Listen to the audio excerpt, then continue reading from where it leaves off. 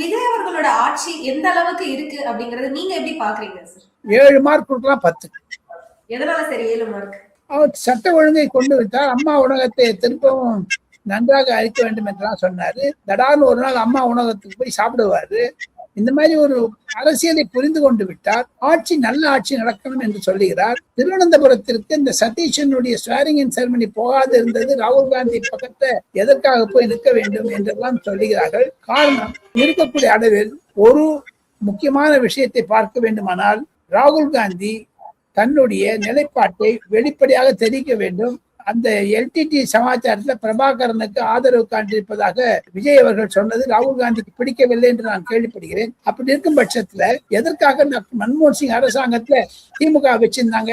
திமுக தானே தகப்பனார் ராஜீவ் காந்தியை கொலை பண்ணதாக ஒரு குற்றம் கூட இருந்தது டீன் கமிஷன் ஆஃப் என்கொயரியில. அந்த ரிப்போர்ட்டை கொண்டு நான் தானே ஃபர்ஸ்ட் வார்த்தா என்ற தமிழ் பத்திரிகை தெலுங்கு பத்திரிகை போட்டேன்.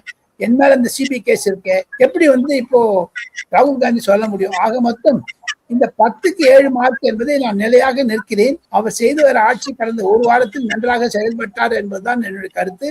அசம்பிளில கூட ஜென்டிலா பேசினார்கள். ஆச்சி மசாலா எந்த சமையலும் ருசி தேடும் ரகசியம் 20 ரூபாய்.